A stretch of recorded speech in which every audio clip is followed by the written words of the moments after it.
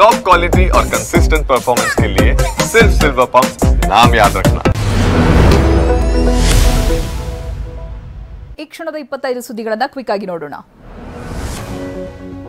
Airbus ಧ್ವಂಸವಾಗಿರೋದ್ರ ಬಗ್ಗೆ ಪಾಕಿಸ್ತಾನ ಕೊನೆಗೂ ಒಪ್ಪಿಕೊಂಡಿದೆ. ಈ ಬಗ್ಗೆ ಪಾಕ್ ಪ್ರಧಾನಿ ಶಹಬಾಜ್ ಶರೀಫ್ ಮಾತನಾಡಿದ್ದಾರೆ. ನೂರ್ ಖಾನ್ ಏರ್ಬೇಸ್ಗೆ ದಾಳಿ ಮಾಡಿದ್ದಾರೆ. ಮೇ 10ನೇ ತಾರೀಕು ಏರ್ಬೇಸ್ ಮೇಲೆ ದಾಳಿಯಾಗಿದೆ. ನಮ್ಮ ಸೇನೆ ದಾಳಿಯ ಬಗ್ಗೆ ನನಗೆ ಮಾಹಿತಿ ಕೊಟ್ಟಿದೆ ಅಂತ ಹೇಳಿದ್ದಾರೆ.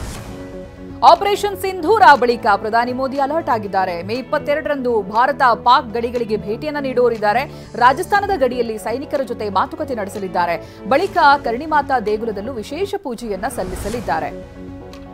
ಪಾಕ್ ಉಗ್ರರನ್ನ ಪೋಷಿಸ್ತಾ ಇದೆ ಅಂತ ಜಗತ್ತಿಗೆ ಸಾರುವುದಕ್ಕೆ ಭಾರತದ ಸರ್ವಪಕ್ಷಗಳ ಸಂಸದರ ನಿಯೋಗ ಸಜ್ಜಾಗಿದೆ. ಆಪರೇಷನ್ ಸಿಂಧೂರದ ಬಗ್ಗೆ ತಿಳಿಸೋದಕ್ಕೆ ಅನೇಕ ದೇಶಗಳಿಗೆ ಸಂಸದರು ಭೇಟಿಯನ್ನ ನೀಡಲಿದ್ದಾರೆ. 5-6 ಸಂಸದರ ನಿಯೋಗ ವಿದೇಶಕ್ಕೆ ಕಳಿಸೋದಕ್ಕೆ ಈಗಾಗಲೇ ಪ್ಲಾನ್ ನಡೆದಿದೆ. ಒಂದು ನಿಯೋಗಕ್ಕೆ ಶಶಿ ತರೂರ್ಗೆ ನೇತೃತ್ವ ನೀಡುವಂತ ಸಾಧ್ಯತೆ ಇದೆ. ಮೇ 22ರಿಂದ ಸರ್ವಪಕ್ಷಗಳ ಸಂಸದರ ನಿಯೋಗ ವಿವಿಧ ದೇಶಗಳಿಗೆ ಭೇಟಿಯನ್ನು ನೀಡಲಿದೆ. ಅಮೆರಿಕ, ಇಂಗ್ಲೆಂಡ್, ದಕ್ಷಿಣ ಆಫ್ರಿಕಾ, ಕತಾರ್, ಜಪಾನ್, ಯುಎಇ ಸೇರಿ ಅನೇಕ ರಾಷ್ಟ್ರಗಳಿಗೆ ಸಂಸದರ ನಿಯೋಗ ಭೇಟಿಯನ್ನು ನೀಡ್ತಾ ಇದೆ. ಭಯೋತ್ಪಾದನೆ ವಿರುದ್ಧ ಒಗ್ಗಟ್ಟಿನ ಮಂತ್ರ ಪಠಿಸುವುದಕ್ಕೆ ರಣತಂತ್ರ ಹೂಡಿದೆ. ನಯವಂಚಕ ಟರ್ಕಿ ವಿರುದ್ಧ ಭಾರತೀಯರು ಸಮರ ಸಾರಿದ್ದಾರೆ. ಉಗ್ರ ಪೋಷಕ ಪಾಕಿಸ್ತಾನದ ಮಿತ್ರ ಟರ್ಕಿ ಆಪಲ್ ಖರೀದಿಗೆ ನಿರಾಕರಣೆ ತೋರ್ತಾ ಇದ್ದಾರೆ. ರಾಜಸ್ಥಾನದ ಅಜ್ಮೀರ್ ಮಾರ್ಕೆಟ್ನಲ್ಲಿ ಬಾಯ್ಕಾಟ್ ಬಿಸಿ ಹೇರಿದ್ದಾರೆ. ಇನ್ನು ಟರ್ಕಿ ಆಪಲ್ ಖರೀದಿಸುವುದಕ್ಕೆ ವರ್ತಕರು ಹಿಂದೇಟನ್ನ ಹಾಕಿದ್ದಾರೆ. ಟರ್ಕಿಯ ಸೇಬು ಮಾರುಕಟ್ಟೆಯಲ್ಲೇ ಕೊಳಿತಾ ಇದೆ. ಆಪರೇಷನ್ ಸಿಂಧೂರ್ ಮೂಲಕ ಭಾರತದ ಶಕ್ತಿ ಏನು ಅಂತ ಮೋದಿ ತೋರಿಸ್ತಾ ಇದ್ದಾರೆ ಅಂತ ಮಹಾರಾಷ್ಟ್ರ ಡಿಸಿಎಂ ಏಕ್ನಾಥ್ ಶಿಂದೆ ಹೇಳಿದ್ದಾರೆ. ಪಾಕಿಸ್ತಾನಕ್ಕೆ ಸೂಕ್ತ ಉತ್ತರ ನೀಡುವಂತ ಕೆಲಸವನ್ನ ಯಾರು ಮಾಡಿದ್ದಾರೆ? ದೇಶದ ಪ್ರಧಾನಿ ಮೋದಿಜಿ ಅವರು ಅದನ್ನ ಮಾಡ್ತಿದ್ದಾರೆ ಅಂತ ಹೇಳಿದ್ದಾರೆ. ಬೀದರ್ನಲ್ಲಿ ಇಂದು ಜಿಲ್ಲಾಡಳಿತದಿಂದ ಮಾಕ್ ಡ್ರಿಲ್ ನಡೆಯಲಿದೆ. ಸಂಜೆ 4:30ರಿಂದ 5:30ರವರೆಗೆ ರೈಲ್ವೆ ನಿಲ್ದಾಣದಲ್ಲಿ ಮಾಕ್ ಡ್ರಿಲ್ಗೆ ಜಿಲ್ಲಾಡಳಿತ ಸನ್ನದ್ಧವಾಗಿದೆ. ಅಣಕು ಪ್ರದರ್ಶನದಲ್ಲಿ ಪೊಲೀಸರು, ಅಗ್ನಿಶಾಮಕ ದಳ ಸಿಬ್ಬಂದಿ ಭಾಗಿಯಾಗಲಿದ್ದಾರೆ. ಯುದ್ಧದ ಪರಿಸ್ಥಿತಿ ಎದುರಿಸುವುದು ಹೇಗೆ ಅಂತ ಸಾರ್ವಜನಿಕರಿಗೆ ಜಾಗೃತಿ ಮೂಡಿಸಲಿದ್ದಾರೆ. ಗಡಿ ನಿಯಂತ್ರಣ ರೇಖೆಯಲ್ಲಿ ನುಸುಳುವಿಕೆ ತಡೆಗಟ್ಟುವುದಕ್ಕೆ ಭಾರತ ಮತ್ತಷ್ಟು ಕ್ರಮಕ್ಕೆ ಮುಂದಾಗಿದೆ. 1500 ಕೋಟಿ ಮೊತ್ತದ ಯೋಜನೆಯನ್ನ ಸಿದ್ಧಪಡಿಸ್ತಾ ಇದೆ. ಕೇಂದ್ರ ರಕ್ಷಣಾ ಸಚಿವಾಲಯ ಹಾಗೆ ಹಣಕಾಸು ಸಚಿವಾಲಯ ಜಂಟಿಯಾಗಿ ಈ ಯೋಜನೆಯನ್ನು ರೂಪಿಸ್ತಾ ಇದೆ. 500 ಕಿಲೋಮೀಟರ್ಗಿಂತಲೂ ಹೆಚ್ಚು ಗಡಿ ಪ್ರದೇಶದಲ್ಲಿ ಅತ್ಯಾಧುನಿಕ ಬೇಲಿ ಹಾಕುವುದಕ್ಕೆ ಪ್ಲಾನ್ ಮಾಡಲಾಗ್ತಾ ಇದೆ.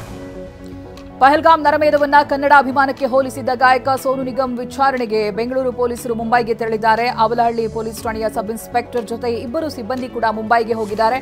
ಸೋನು ನಿಗಮ್ರಿಂದ ವಿಡಿಯೋ ಹಾಗೆ ಬರವಣಿಗೆಯಲ್ಲಿ ಹೇಳಿಕೆಯನ್ನು ದಾಖಲಿಸಿಕೊಳ್ಳುವುದಕ್ಕೆ ಸಿದ್ಧತೆ ಮಾಡಿಕೊಂಡಿದ್ದಾರೆ. ಮಂಡ್ಯ ಜಿಲ್ಲೆಯ ಮಳವಳ್ಳಿ ಕ್ಷೇತ್ರದ ಹಾಲಿ ಶಾಸಕ ನರೇಂದ್ರ ಸ್ವಾಮಿ ಹಾಗೆ ಮಾಜಿ ಶಾಸಕ ಅನ್ನದಾನಿ ನಡುವೆ ಟಾಕ್ ಫೈಟ್ ನಡೆದಿದೆ.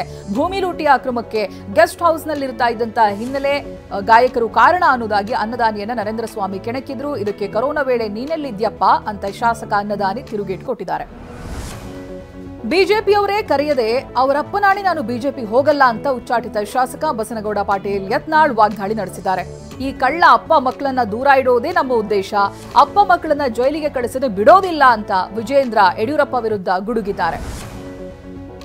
ಇಂದಿನಿಂದ 5 ದಿನಗಳ ಕಾಲ ಬೆಂಗಳೂರಿನ ಹೆಬ್ಬಾಳ ಮೇಲ್ಸೇತುವೆಯನ್ನ 3 ತಾಸು ಬಂದ್ ಮಾಡಲಾಗುತ್ತೆ. ಮೇಲ್ಸೇತುವೆಯಲ್ಲಿ ಬಿಡಿಎ ಕಾಮಗಾರಿ ಕೈಗೆತ್ತಿಕೊಂಡಿರೋದ್ರಿಂದ ಮಧ್ಯರಾತ್ರಿ 12 ಗಂಟೆಯಿಂದ 3 ಗಂಟೆವರೆಗೆ ಫ್ಲೈಓವರ್ ಬಂದ್ ಆಗಲಿದೆ. ಎಸ್ಟಿ ಮಾಲ್ನಿಂದ ಬಾಪ್ಟಿಸ್ಟ್ ಆಸ್ಪತ್ರೆಯವರೆಗೂ ಕೂಡ ಮಾರ್ಗ ಬಂದ್ ಆಗುತ್ತೆ. ದಾವಣಗೆರೆಯಲ್ಲಿ ಸುರಿದ ಮಳೆಯಿಂದಾಗಿ ಚನ್ನಗಿರಿಯ ಮಲಹಾಳ್ ಕೆರೆ ಏರಿ ಒಡೆದಿದ್ದರಿಂದ ಅಪಾರ ಪ್ರಮಾಣದ ನೀರು ಅಡಿಕೆ ತೋಟ, ಹಳ್ಳಗಳಿಗೆ ನುಗ್ಗಿದೆ. ಅಪಾರ ಹಾನಿಯಿಂದಾಗಿ ತುರ್ತು ಕಾಮಗಾರಿ ಆರಂಭಿಸಬೇಕು ಅಂತ ಗ್ರಾಮಸ್ಥರು ಆಗ್ರಹಿಸ್ತಾ ಇದ್ದಾರೆ. ಸಣ್ಣ ನೀರಾವರಿ ಇಲಾಖೆ ಅಧಿಕಾರಿಗಳು ಸ್ಥಳಕ್ಕೆ ಬರುವಂತೆ ಆಗ್ರಹಿಸಿದ್ದಾರೆ. ಮಹಾರಾಷ್ಟ್ರದ ವಾಶಿಂನಲ್ಲಿ ಭಾರೀ ಅಗ್ನಿ ಅವಘಡ ಸಂಭವಿಸಿದೆ. ಶಿರ್ಪುರ್ ಜೈನ್ ಬಸ್ ನಿಲ್ದಾಣದ ಬಳಿ ಹಲವಾರು ಅಂಗಡಿಗಳಿಗೆ ಬೆಂಕಿ ಬಿದ್ದಿದೆ. ಅಂಗಡಿಗಳಲ್ಲಿದ್ದಂತ ಸರಕುಗಳು ಸುಟ್ಟು ಕರಕಲಾಗಿದೆ. ಲಕ್ಷಾಂತರ ರೂಪಾಯಿ ನಷ್ಟವಾಗಿದೆ. ಅಗ್ನಿಶಾಮಕ ದಳ ಸಿಬ್ಬಂದಿ ಸ್ಥಳಕ್ಕಾಗಮಿಸಿದ್ದು ಬೆಂಕಿ ನಂದಿಸುವುದಕ್ಕೆ ಹರಸಾಹಸ ಪಟ್ಟಿದ್ದಾರೆ.